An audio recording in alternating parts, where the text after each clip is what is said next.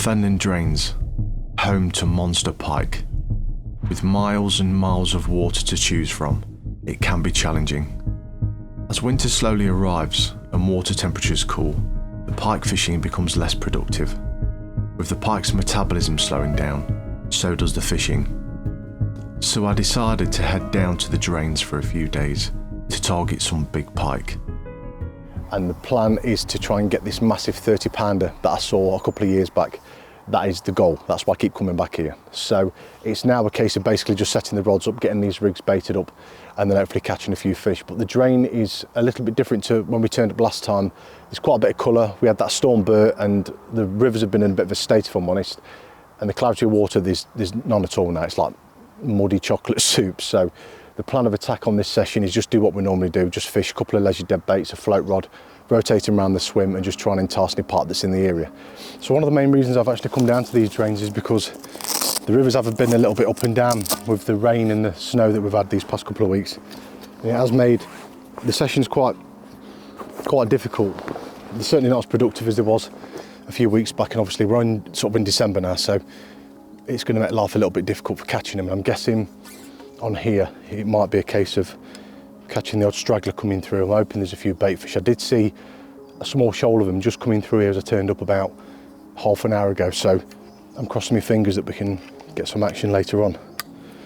But yeah, the drain's not looking too bad. There's not much angling pressure on it. There's hardly anybody fishing at all, so I think we might be okay for getting a few bites. And we've got plenty of time on here as well, so hopefully some big pike can be hanging around here on this session. Right, so everything's set up now. It's literally a case of getting the bait and the rigs together, but I'm gonna have a quick lead around before I do anything because these drains change all the time. When you've had lots of rain and snow, it can bring so much debris through. What was once a clear patch in front of you, there could just be massive balls of weed. So it's gonna quickly give this a little flick around for 5 minutes, make sure there's no snags, or because the amount of debris that comes through these drains is unreal. Yeah, not overly deep.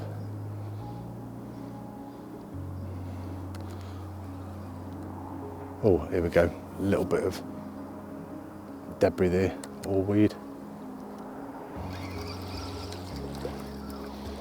Yeah, only bits. What I like to do as well when I'm doing this kind of fishing, the quick link that I use to attach the trace, I always leave open so it can catch on anything that I'm bringing through the swim.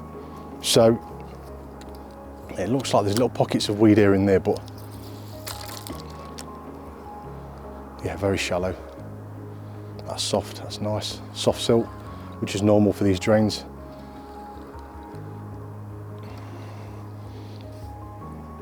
Margins, a little bit of debris there. Yeah, but not too bad. We've got, as you can see, they're still frozen. It was about -2 last night, so believe it or not, it got mild over the past couple of hours. All the frost has started to thaw out, and I'm hoping that these baits will be all right in the next couple of hours. But I don't mind putting a frozen one and chucking it out because it'll thaw out within probably 10 minutes. So sardines, and then the guys at Bradley's Fish, where I buy my bait from, have chucked some eel heads in as well. So we'll be putting one of these on a rig, and then we'll see if we can get any responses from any small pike or anything really, because I've used these, I think it was quite a few years ago when I was on the eel heads. They're not too bad baits, to be honest. So that's going to be on the middle rod, and that's going to be leisured as well. So I'm not bothering about a float rod. Originally I was thinking have a float in the middle like I normally would, but this is going to be completely different to, I think, what most people would use on here. And I've done a lot of underwater filming where the pike have come in, they've seen the bait, they've been there a million times, especially the big pike, and they swim past it, they come back. But having an eel head probably popped up on a kebab rig might be something a little bit different, and it might get us extra bites. It's just trial and error, like anything in fishing. So yeah, we'll do that in a minute, but first of all, I'm just going to keep it really simple. The drain seems fairly clear, it's not running off, there's hardly any flow to it, so I'm thinking, oh yeah, that one's going to be absolutely perfect. Like I say, it's been a very cold couple of days. It's been about -3, -4, I think about -2 last night, so this will be fine. And the trebles, I've already made the traces up, 25 inches long to combat any debris down there. Yeah, they're fine. So, really simple.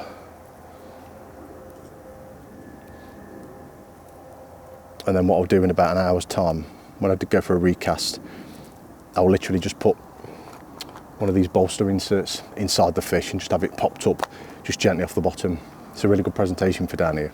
So regarding the location, we're going to have the right hand rod tucked down this margin area, probably a rod length out, maybe 2.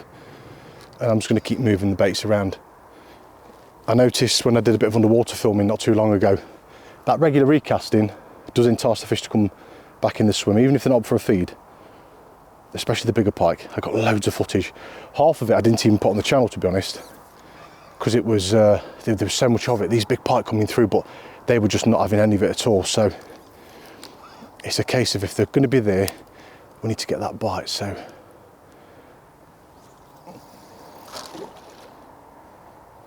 yeah, you're looking at, I'd say probably 4 foot deep, maybe 4.5.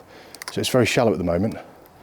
It's pretty much not far off its winter levels.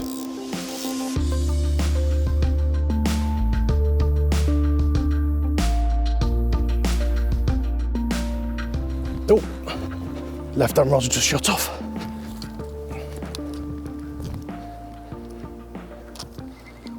Literally, as it picked the bait up. Oh no, has it dropped it? Oh yeah, fish on. God, such a picky take. And that's got to be the smallest pike I think I've ever seen in a drain. I bet it's not even a pound in weight. Oh my days. Right, little fella, you are a baby. Come on, mate. Oh God. That's the one.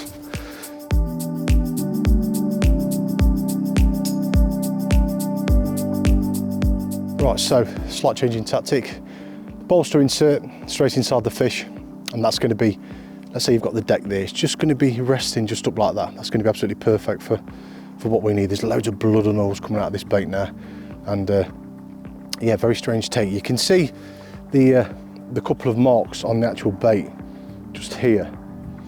There's one, I don't think the camera picks up, one just there and one just there, and you can see where small pike's grabbed hold of the bait, moved with it, and then dropped it straight away. So we might get a few dodgy takes on this session, I can see it. It happened last time.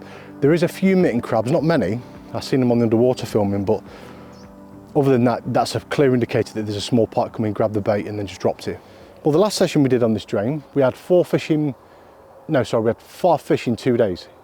It was, to calm down a little bit, and I was much further down the drain on those videos. And we had, every bite we had, the indicator pulled out and nothing happened. Exactly just like this take here. And I was holding the braid, couldn't feel anything, slowly started to bring it in, and then that's when we felt movement. So this time of year, the fish can be really cagey. And I think that's gonna be, not just because it's been overfished or it's a high pressured water, it's mainly because it's the temperature of the water.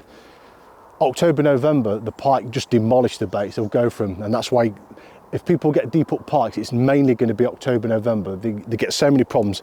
I get that many messages from people, and then this time of year, people tend to lose a lot of fish, and it's all to do with the water temperature and the pike being really picky with the baits.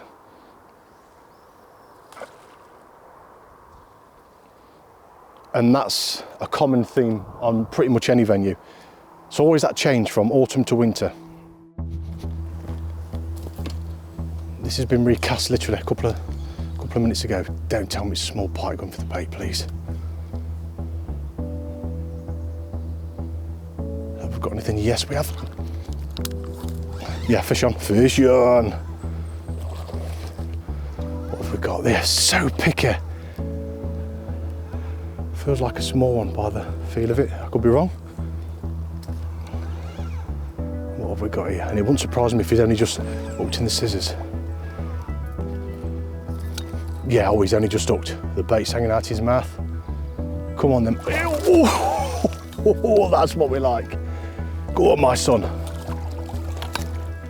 Oh yeah. You cannot beat a good old tail walk.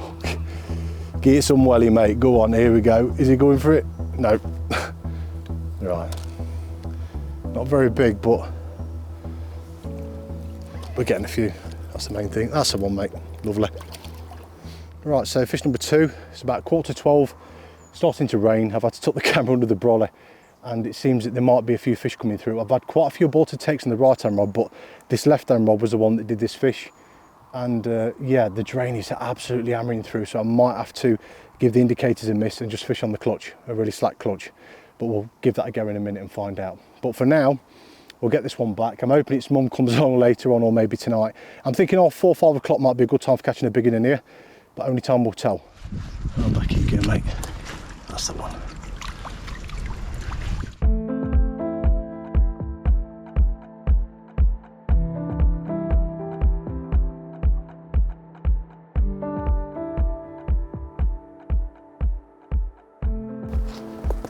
Well, we've got probably about an hour before it starts to get dark, so this rain's just been an absolute pain today.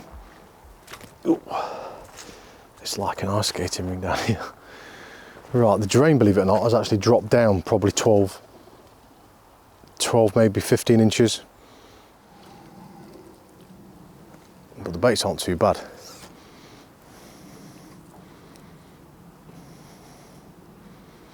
I'm just hoping that big pike comes through tonight, I really do. I've been absolutely drenched today, literally just standing looking in this margin, just hoping it's going to come back. And what I've actually done about an hour ago, I've got about 4 fish, chopped them straight in half, and I've actually pre-baited for myself like I do on every session I do. And I've put a scattering of fish just around this left-hand side of the swim, probably 20, 25 yards out.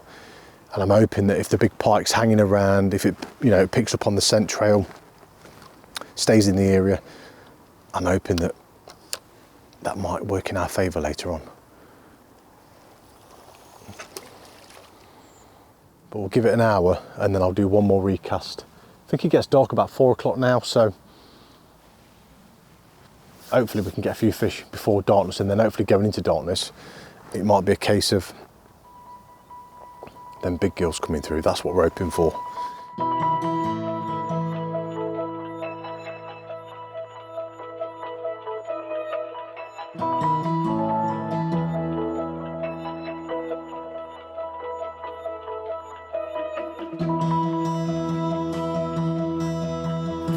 Oh, left hand rod has just gone off. What have we got? Go on, let's say we can get one little fish for the outro, because it's been dead. It's been absolutely dead. Come on. Oh, a nice juicy 30-pound Fenland pike. Oh, such a pain, such a pain. Yeah. We've had loads of weed come through over the past probably 45 minutes. Believe it or not, the drain's not running off at all hardly. There's a little bit of flow to it, but yeah, that is a bit of a pain. We've got probably 40 minutes left, 45 minutes, so I just did a quick recast while it was dark, because it's very overcast at the moment. Yeah, that got the heart racing. I thought we'd have one for last knockings. Now, let me get this back out there again. It might be a small pike. When we had that aborted take on the right hand rod yesterday, it got me thinking, there was quite a few small ones in the area, and that's normally the case on these Fenland drains. And the beauty of it is I've got drop-off indicators on as well. Most of last night I was having to fish on the clutch because they were running this drain off quite fast. This is the witching hour. The amount of times I've done videos on here, done a recast within an hour, the rod's gone off. That's what I'm hoping for, because I want to get packed away so we can start roaming these drains for the next video. Well, we've come to the end of the session. It's been a bit of a tough one. I knew this was going to happen. Every year, always the same. It wouldn't matter what venue we go to, it slowly calms down the results and you're just picking up the odd fish here and there. So I think today's plan is going to be probably the best one. I was hoping to do it yesterday, and that was move up and down these drains. I've got about 4 or 5 mile of drain I want to cover. I will keep leapfrogging every half a mile, every mile, and just try my luck trying to get a few fish, try and stumble across them, because yesterday the rain was a pain and I couldn't hardly film anything, so it's just one of them things. But the only reason I really stayed here anyway was when I saw that big pike here and it was swimming down that way, and that's the direction I'm going today, so you never know, we might get lucky. But other than that, yeah, that's the end of the video. So I'd like to thank everybody for watching, and I'll see you guys in the next video.